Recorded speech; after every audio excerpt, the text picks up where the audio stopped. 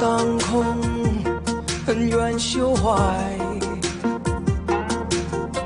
手里你六尘不改，且怒且悲且狂哉，是人是鬼是妖怪，不过是心有魔债。叫一声佛祖，回头无岸，贵一人为师，生死无关。善恶浮世真假界，尘缘三聚不分明，难断。我要这铁棒碎骨破，铁棒碎骨破。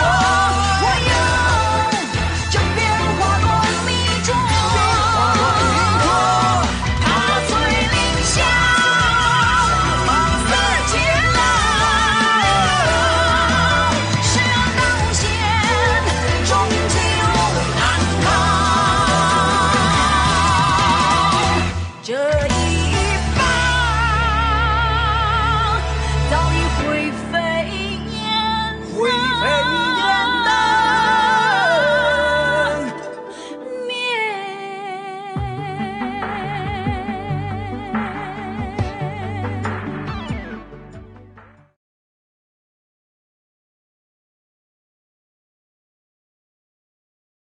आखिर तुम्हें हो क्या गया है? मैं वापस घर जाना चाहती हूँ। लेकिन ऐसी क्या बात है? चाचा, मुझे एक बात बताइए। हाँ? मान लीजिए अगर पत्थर को पता चल गया मैंने उससे एक बात छिपाई है, तो क्या वो मुझसे नफरत करने लगेगा? चाचा, सच कहूँ तो मुझे इस बात से डर लग रहा है।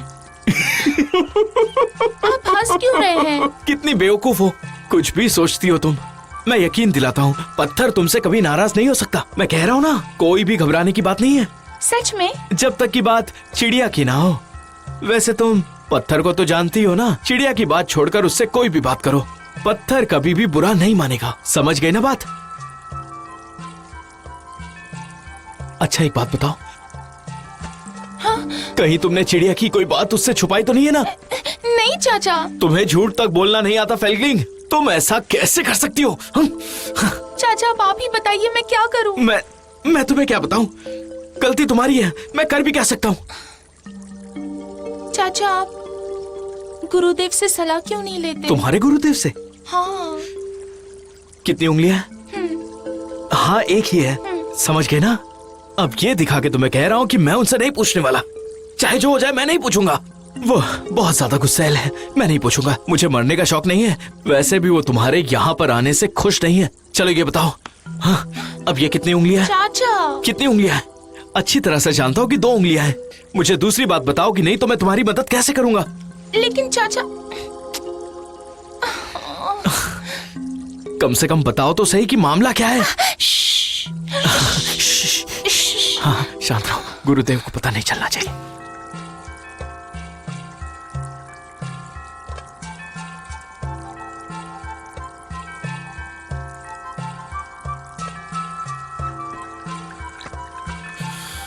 यंगलैन, इस सिंहासन पर बैठना स्वर्ग पर राज करने से ज्यादा मुश्किल है। मैं थक चुका हूँ, क्या मैं जा सकता हूँ? नहीं, तुम राजा बन चुके हो। अरे ये क्या किया तुमने? ये जानबूझकर नहीं किया महाराज, मुझे क्षमा कीजिए, मुझसे ऐसी गलती नहीं होगी। ले जाओ इसे, ले जाओ। मुझे माफ कर दीजिए। रुक जाओ, छोड़ दो उसे। बस थोड़ी सी शराब गिरी है ना, तो क्या हो गया? आज हमारे लिए खुशी का दिन है। जाओ, तुम्हें माफ किया। रहम कीजिए, मुझे क्षमा तुम कीजिए यहाँ क्यों खड़े हो? चलो जाओ यहाँ से। जी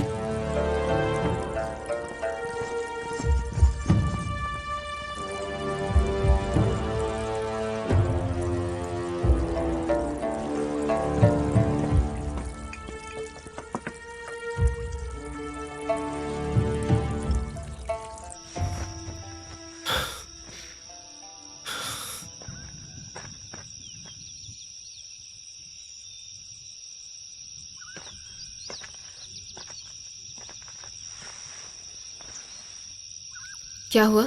यहाँ क्यों चले आए तुम?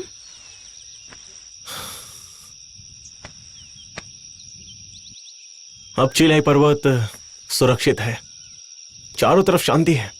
इतना सुरक्षित माहौल मैंने पहले कभी नहीं देखा। लेकिन मैं सोच रहा हूं कि क्या मैं यही चाहता हूं? मुझे बताओ कि तुम क्या चाहते हो। आज से बहुत साल पहले हमारा ये चीलाईशान बहुत ही गरीब देश था। हमारी सेना के सिपाहियों के पास कवच तक नहीं थे, कुछ सिपाहियों के पास कपड़े तक नहीं थे। ऐसे हालातों के बावजूद हमने स्वर्ग की सेना का सामना किया। किस्मत से हम अभी भी जिंदा हैं। हमारे कितने लोग कुर्बान हुए, पर आखिरकार जीत हमारी हुई। जानती हो क्यों? क्योंकि स्वर्ग में हर चीज को लेकर नियम है, आपसी मतभेद है। लेकिन हम ऐसे नहीं हैं। मैंने तभी तय किया था कि मेरे चिलाई पर्वत का हाल कभी स्वर्ग की तरह नहीं होगा। लेकिन आज देख रहा हूं यहां के हालात भी वैसे ही हैं। तो क्या तुम मुझे दोषी मानते हो? ये क्या कह रही हो? तुमने सबको जिंदा रखा, तुम्हें दोष कैसे दे सकता हूं? लेकिन तुम अभी मुझे ही दोष दे रहे थे। मैं तो बस इतना कह रहा था कि पहले हम सब मिलकर जश्न मनाते थे, हर कोई बराबर था, हम एक दूसरे के साथ हंसते थे, खेलते थे। और आज शेर ने उस दासी की जान लेने की कोशिश की, वो भी सिर्फ एक छोटी सी बात के लिए। पहले तो हम एक दूसरे पर हंसा करते थे, लेकिन कभी ऐसा काम नहीं किया। पर अब समझ नहीं आ रहा है कि आखिर सब लोग बदल कैसे गए।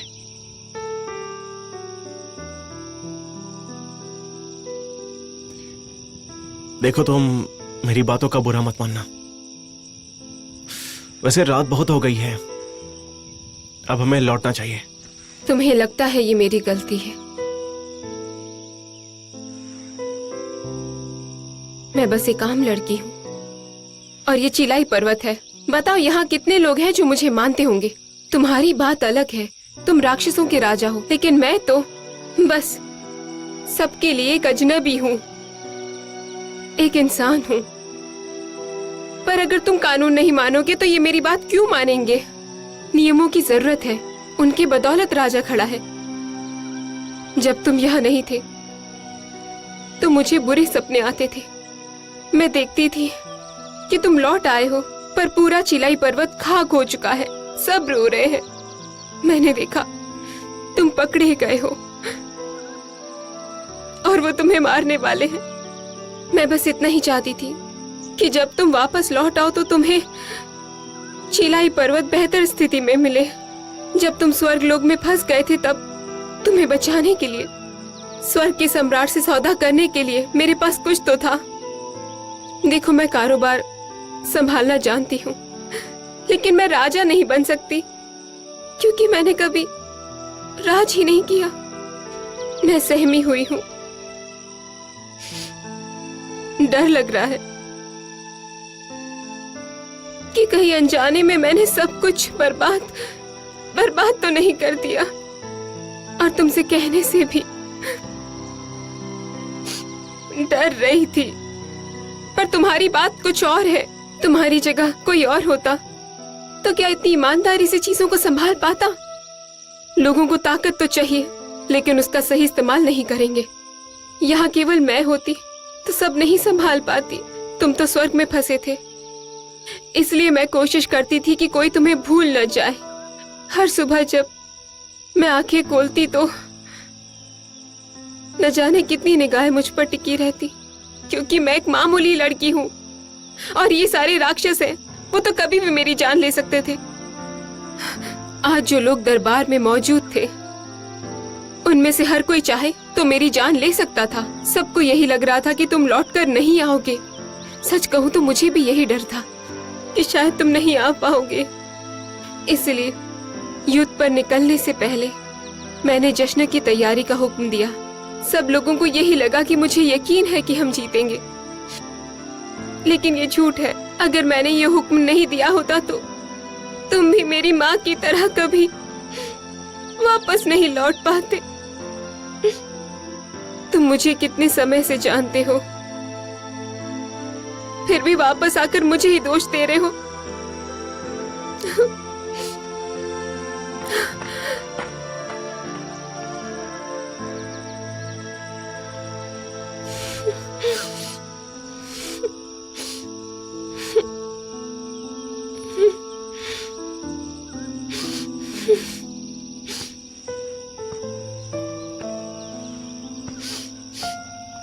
यंगलैन,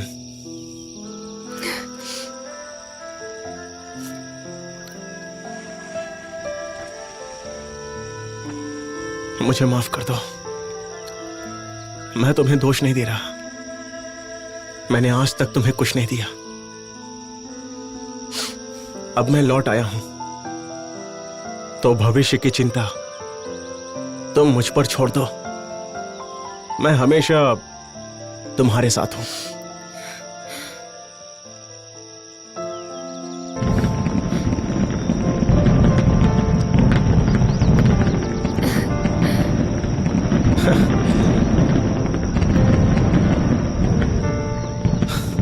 आतिशबाजी शुरू हो गई है। कितना अच्छा लग रहा है। और तुम्हारे साथ यहां बैठकर यह नजारा और सुंदर हो गया। मुझे उम्मीद है कि आज के बाद हम यूं ही हमेशा साथ रहेंगे और दुनिया के सारे नजारे देखेंगे।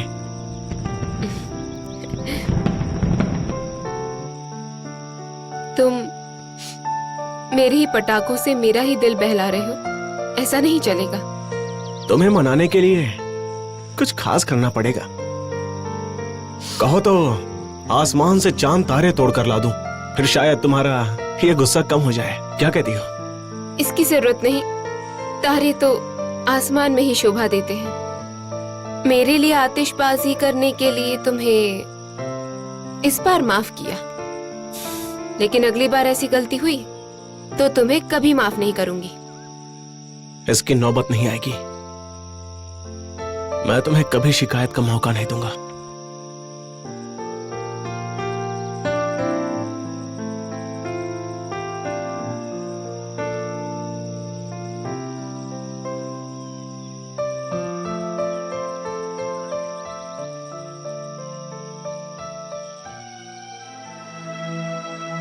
तुम्हारे और यांगलान के प्यार के चलते चंद्र वृक्ष पर फूल खिला था, जिसे मैंने सबकी निगाहों से छुपाया है। इस दुनिया में घटने वाली कोई भी बात मेरी मर्जी के बिना नहीं होती है।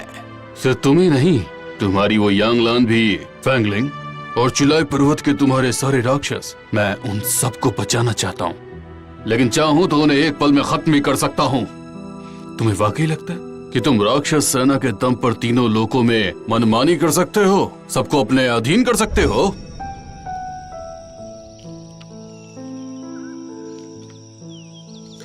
इतने साल हो गए, तुम साथ हो, इसलिए मैं जिंदा हूं। लेकिन किसी दिन अगर हमारा साथ छूट गया तो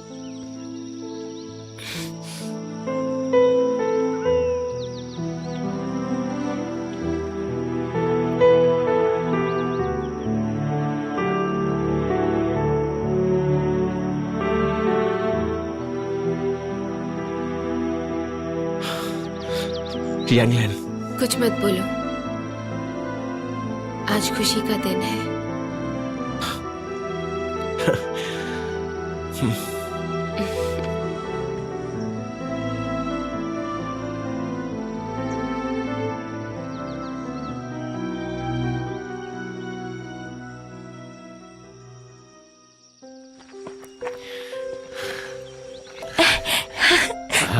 लगता है शादी की बात कर रहे हैं। क्या लगता है महारानी हाँ कहेगी? मुझे पूरा यकीन है। क्या लगता है दोनों में कौन पहल करेगा? कहना मुश्किल है। तुम्हें याद है कि बहुत साल पहले हमारे महाराज को लेकर भविष्यवाणी हुई थी? लगता है वो अब सच होने वाली है। मुझे भी ऐसा ही लगता है। अगर प्यार नहीं होता तो महारानी हमारे महाराज की मदद करने क्यों आती भला? उनकी वजह से हम जंग जीते हैं। ये तो हम सबके लिए बहुत बड़ी खुशखबरी है। लेकिन एक मुश्किल है, पत्थर राजा जरूर है लेकिन उसे अपने दिल की बात कहना नहीं आता, और यांगलान एक औरत है इसलिए वो भी पहल नहीं करेंगी। इसलिए मुझे लगता है कि इनके दिल की बात जानकर हमें कुछ करना होगा। तो फिर चलो इनकी शादी करवा ही देते हैं।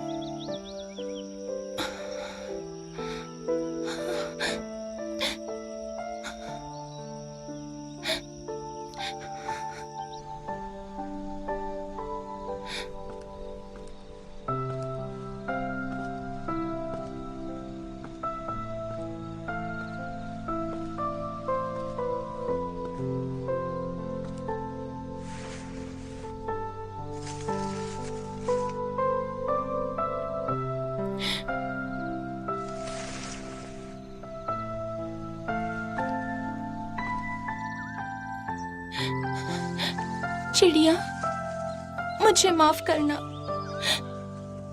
लेकिन मैं चाहकर भी पत्थर को नहीं बता सकती कि तुम्हारा पुनर्जन्म हो चुका है और तुम इस वक्त स्वर्गलोक में हो।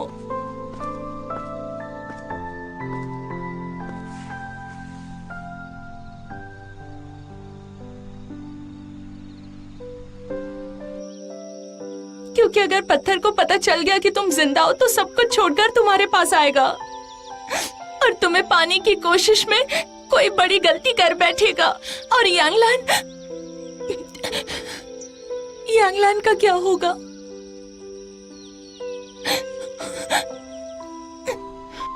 फेंगलिंग, क्या तुम ठीक हो? तुम खुश तो हो ना? मुझे नहीं पता मैं कब पत्थर से मिल पाऊंगी। मैं जानती हूँ पत्थर इस दुनिया में सिर्फ एक ही लड़की से प्यार करता है, वो यांगलान के अलावा और किसी का नहीं हो सकता। इसलिए मैं नहीं चाहती कि पत्थर को सच का पता चले, क्योंकि इस वक्त तुम स्वर्ग में बिल्कुल सुरक्षित हो। मुझे माफ करना चिड़िया, अगर तुम्हारी किस्मत में मिलना लिखा है तो तुम मिलोगे, और अगर नहीं तो यूं ही तुम दूर से एक दूसरे को दुआ देते रहना। मुझे माफ करना।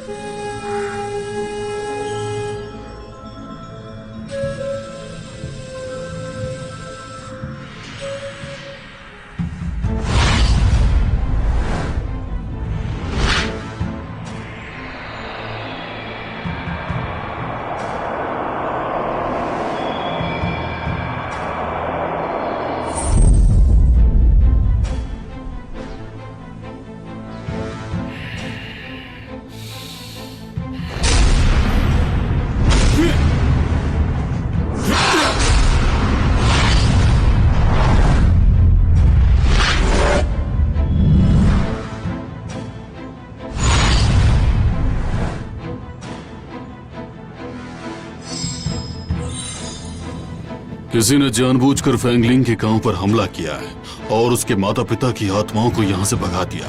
सिर्फ इतना ही नहीं, उसने पूरे गांव का नामो निशान मिटा दिया है। आखिर स्वर्गलोक और फेंगलिंग के बीच क्या रिश्ता है, और आखिर कोई पूरे गांव को क्यों तबाह करेगा?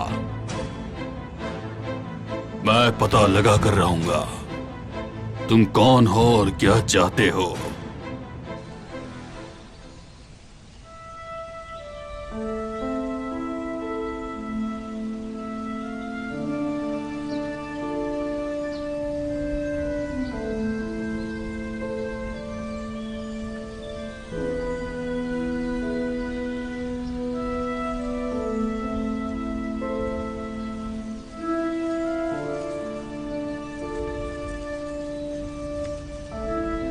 स्वर्गलोक का एक दिन धरती का 1 साल है। स्वर्गलोक में बिताए हुए कुछ दिन धरती पर सालों के बराबर होते हैं। मुझे उम्मीद नहीं थी इतने जल्दी एक दूसरे को अलविदा कहने की नौबत आएगी।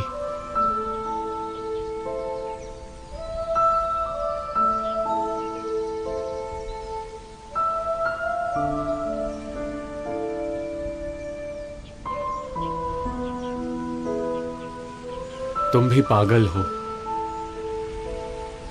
मौत से पहले मेरे लिए तुम्हारी याद छोड़ गई। मुझे याद किया। शायद किस्मत को यही मंजूर था।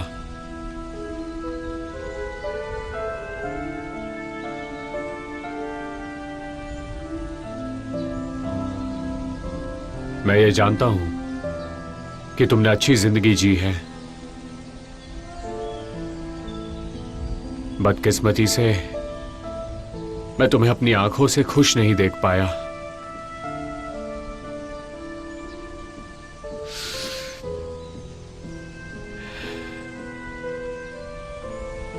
लेकिन अगले जन्म में हम जरूर मिलेंगे। तब तक तुम मेरा इंतजार करना।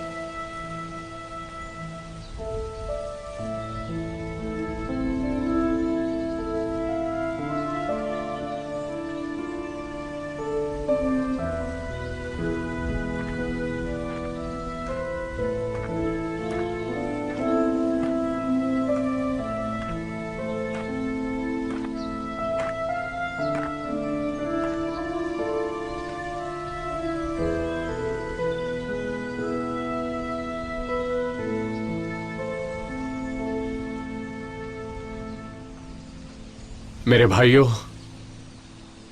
मेरे सामने आओ।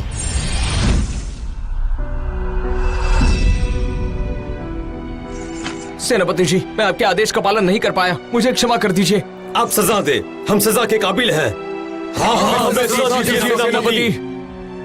तियानफू। सेनापति जी, अब मैं आपका साथ नहीं दे सकता। सेनापति जी, आप अपना ख्याल रखिए। तियानहेंग।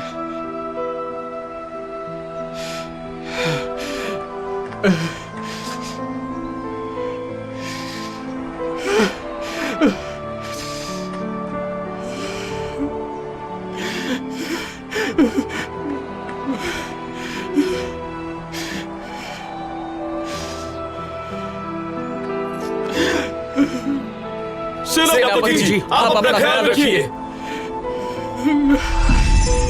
मेरे भाइयों,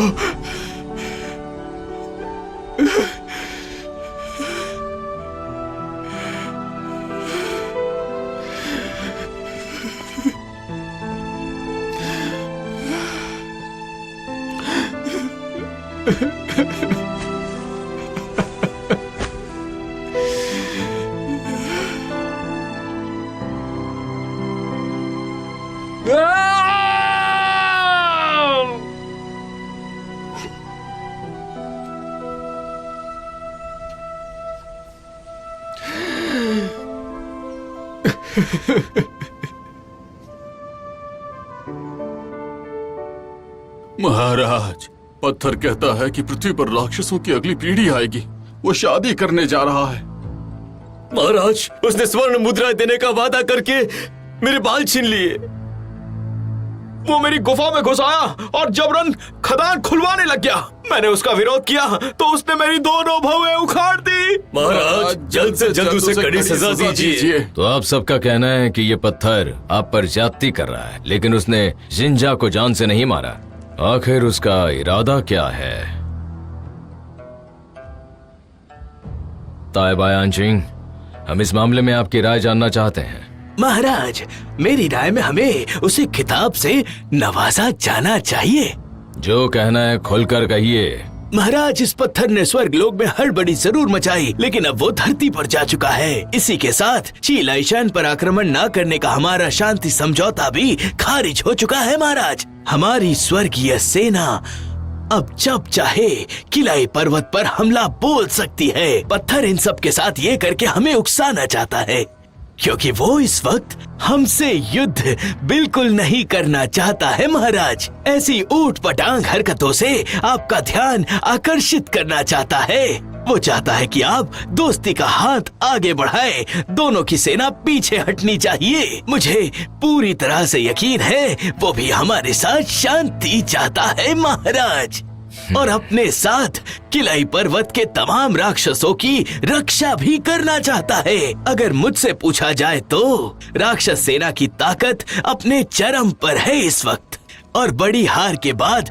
हमारी सेना के हौसले पस्त हैं। इस वक्त उसे नवाजने का मतलब अपनी कमजोरी कबूल करना। इससे महाराज की प्रतिष्ठा को ठेस पहुंचेगी। महाराज, मेरे पास लिंग शियाओ और चीलाई के राक्षसों से निपटने की तरकीब है, और मेरी स्वर्गीय सेना को शक्ति बढ़ाने का मौका भी मिलेगा। दूसरा विकल्प है हम उसे खिताब से नवाजें, उससे दोस्ती करें, और ये समझौता तब तक चलेगा जब तक हम खुद उसे ना तोड़ें, क्योंकि हम उसे जो खिताब देंगे वो खास है, कोई मामूली खिताब नहीं देंगे उसे। रहा सवाल उसे आजाद या खुला छोड़ने का, तो ये बताइए आप क्या चाहते हैं? आपके दिल में क्या चल रहा है? महाराज, उसे धरती पर जो चाहिए वो करने दीजिए, जब तक किसी दिन वो अपनी हद पार नहीं करता तब तक। जिस दिन ऐसा होगा तो तीनों लोगों की शक्तियां मिलकर एकजुट होकर उस पर टूट पड़ेंगी और उसे मार देंगी। आप उसे कौन सा खिताब देना चाहते हैं? महाराज, मैं चाहता हूँ कि आप उसे धरती पर राज करने का अधिकार सौंप दीजिए।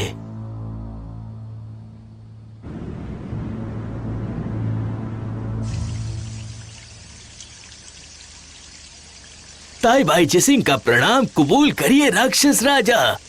इससे पहले कि आप कुछ कहें, मैं आपके लिए खुशखबरी लाया हूँ। खुशखबरी लेकर आए हो?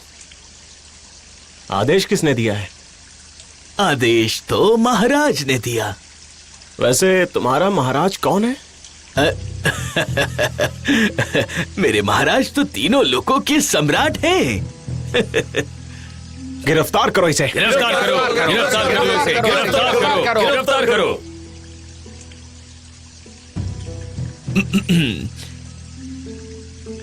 महाराज, ये नाचीज ताई बाई जिसिंग स्वर्ग के सम्राट के आदेश से यहाँ आपको उनके दिए खिताब से नवाजने आया है। तुम मजाक तो नहीं कर रहे हो? नहीं, बिल्कुल नहीं। मैं यहाँ खास मकसद से आया हूँ आपके पास। मेरे कीलैशन आने की वजह है, मेरे सम्राट ने आपके लिए जो संदेश भेजा है उसे आप तक पहुँचा दूं। जल्दी बोलो, मेरे लिए क्या संदेश भेजा है? मेरे महाराज चाहते हैं कि आपके और उनके बीच एक शांति समझौता हो जाए, जिसके तहत महाराज आपको एक खिताब देंगे। आप कहलाएंगे धरती के राजा।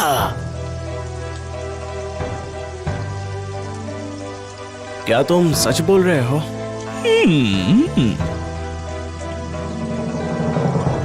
मैं इस दिन का बेसब्री से इंतजार कर रहा था।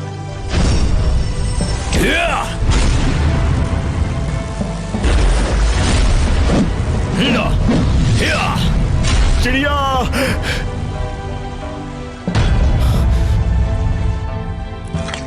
चिड़िया,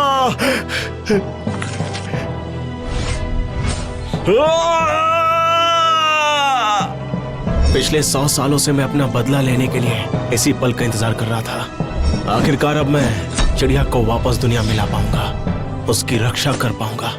अब उसे किसी से डरने की जरूरत नहीं होगी। मैं उस पर एक खरोच भी नहीं आने दूंगा। अरे वाह, बहुत ही कमाल की खबर सुनाई है तुमने। मैं जानता था कि आप खबर सुन के खुश होंगे।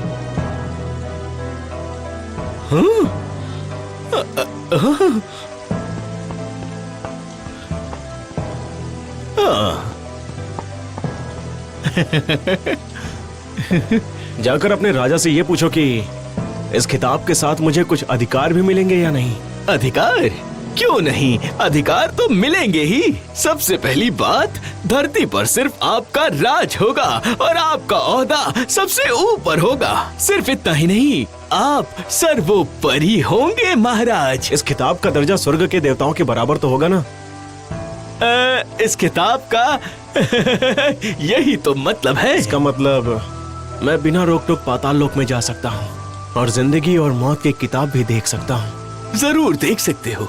और जब मैं स्वर्ग में आऊंगा तो सब मुझे सलाम करेंगे। करना ही पड़ेगा। और उन आत्माओं का क्या जो इस वक्त मेरी कैद में है? आप जो चाहे वो कर सकते हैं।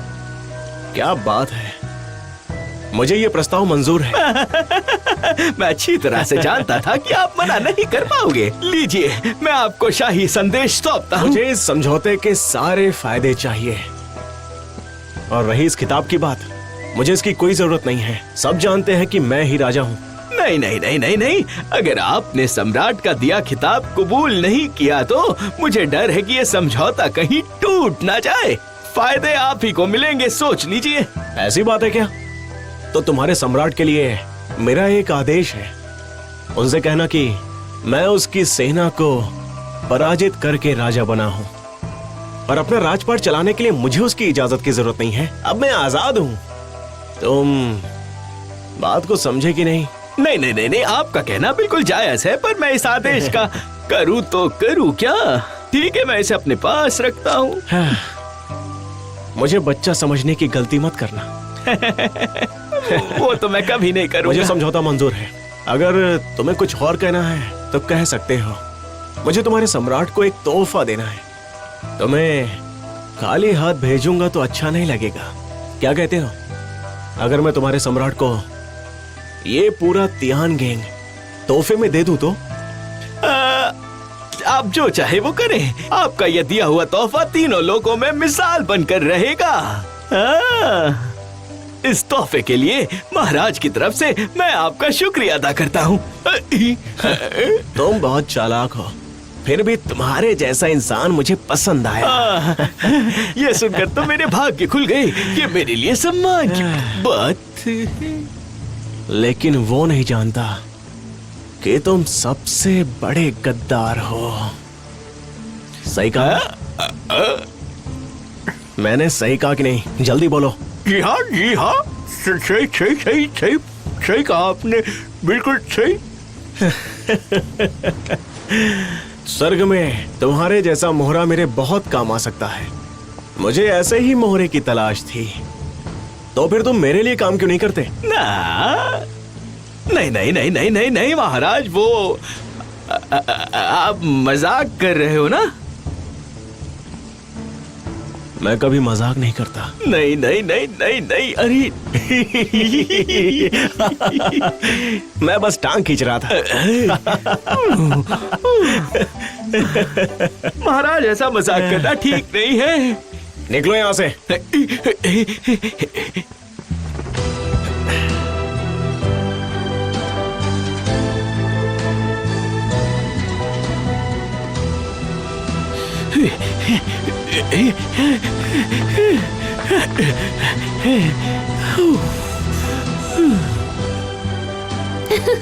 तुम भी हंस रही हो। वैसे मैंने बिल्कुल सही किया ना? ये मत भूलो, उस वक्त यहाँ ने सेना को नहीं रोकते तो आज हम यहाँ नहीं होते। तुम उसकी बातों में मत आना, क्योंकि कुत्ते की दुम कभी सीधी नहीं होती। दुश्मन का हर दुश्मन हमारा दोस्त नहीं हो सकता। ऐसे ही पेश आओगे तो कोई मदद करने नहीं आएगा। नहीं आते तो नहीं आए। वैसे भी मुझे ऐसे गद्दारों की जरूरत नहीं है। अगर ताईबाई के नजरिए से देखें तो वो सही है। इसकी सलाह पर सम्राट ने सेनापति का प्रस्ताव ठुकरा दिया और सेना भी नहीं भेजी। ये तो इत्तेफाक नहीं हो सकता। तुम्हारे पास तो बहुत दिमाग है।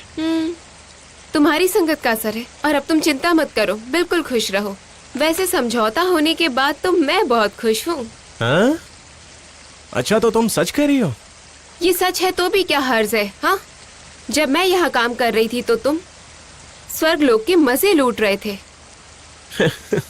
अच्छा, हम हमला कब करने वाले हैं? अभी नहीं। इस समय मैं स्वर्ग के साथ युद्ध नहीं चाहता, बल्कि बस इतना चाहता हूँ कि चीलाई शांत शांति से तरक्की करे और ये शांति हमेशा यूं ही बनी रहे।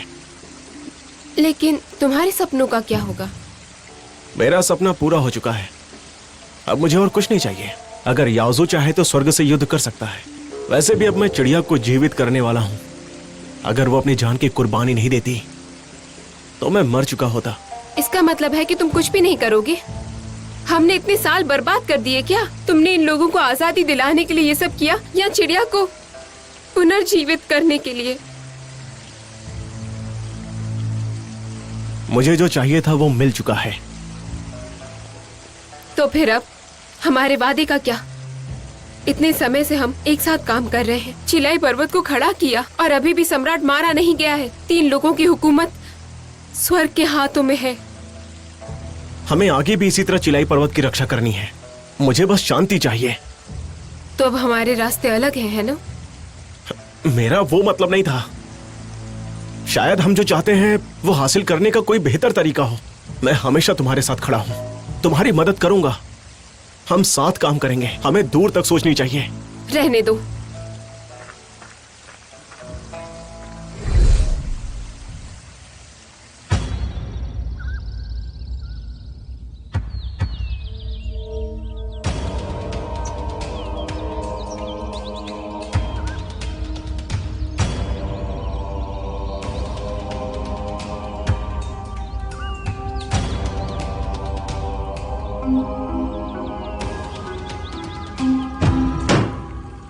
महाराज, आप कृपया थोड़ा शांत हो जाइए। हम आगे क्या करना है इसके बारे में सोचेंगे। उसने मेरा दिया खिताब ठुकरा दिया। वो पत्थर मेरे दिए खिताब के बजाय अपने लिए खुद नाम चुनेगा। ये तो बगावत लेकिन है। महाराज, आप इसे दूसरे नजरिए से देखिए।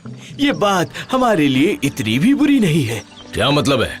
देखिए, क्योंकि अब समझौता हो चुका है, हमें रणनीति बनाने में काफी वक्त मिलेगा महाराज। वो पत्थर जितनी ज्यादा तबाही मचाएगा, हम उतना पीछे हटेंगे। वो खुद को शक्तिशाली समझने लगेगा।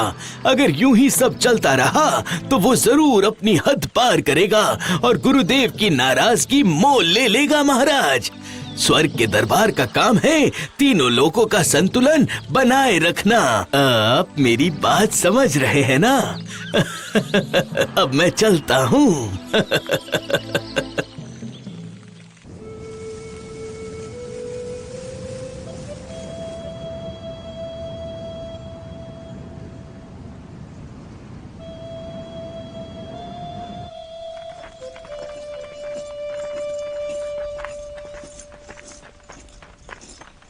सेनापति, तुम्हें भी छोड़ दिया?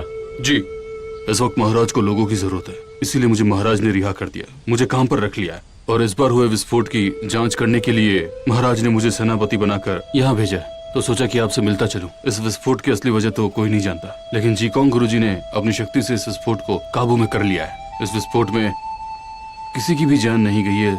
सेनापति, आप चिंता न करें, मैंने महाराज को सच बता दिया है। इसीलिए मैं आपसे विनती करता हूँ, फिर से एक बार तलवार हाथ में उठाइए। जी हाँ सेनापति।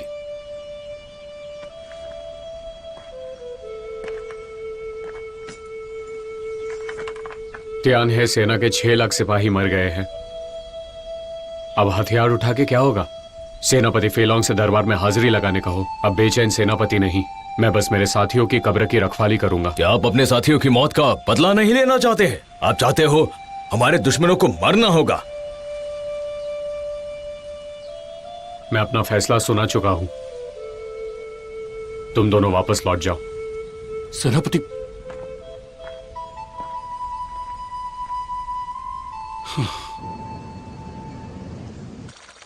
तो वो पत्थर हमारे साथ खेल खेलना चाहता है। कोई बात नहीं। क्या तुम वजह जानते हो? मुझे नहीं पता। मेरे मंत्रियों का अपमान हुआ है, लेकिन मैं उसे कोई सजा नहीं दे सकता। चिलाई पर्वत के राक्षस और तुम मुझ पर मेरा फैसला बदलने के लिए दबाव डाल रहे हो। क्या तुम मेरी आज्ञा का पालन करने को तैयार हो? सजा नहीं मिली तो उनका आत्मविश्वास यूं ही बढ़ता जाएगा और मेरी इज्जत कम होती जाएगी। लोग ये सवाल पूछने लगेंगे, क्या तीनों लोगों पर वाकई स्वर्ग का राज है? मुझे डर है अब धरती राक्षसों के कब्जे में जा चुकी है। अगर इसी तरह आने वाले कल में स्वर्ग भी उनके सामने घुटने टेक देगा, इसलिए अब मुझे ये पता लगाना होगा कि आखिर ये पत्थर चाहता क्या है। कुछ लोग उस पत्थर को मानने लगे हैं और स्वर्ग में ऐसा योद्धा नहीं जो उसे मात दे सके, सिर्फ बेचैन को छोड़कर। ये बात सही है। महाराज, क्या आप सेनापति बेचैन को वापस स्वर्ग बुलाने की सोच रहे हैं? आदेश का कोई फायदा नहीं होगा। मैं चाहता हूं बेचैन खुद लौट आए, यही इकलौता रास्ता है। लेकिन उनकी कमजोरी दूर करनी होगी।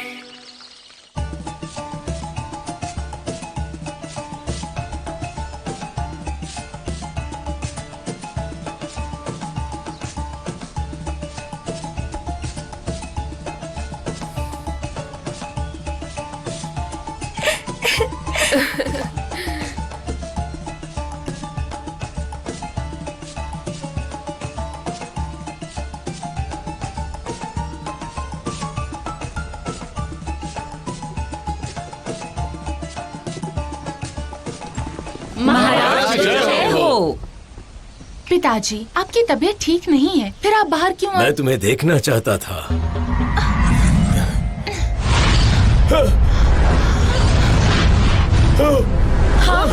ये क्या हुआ?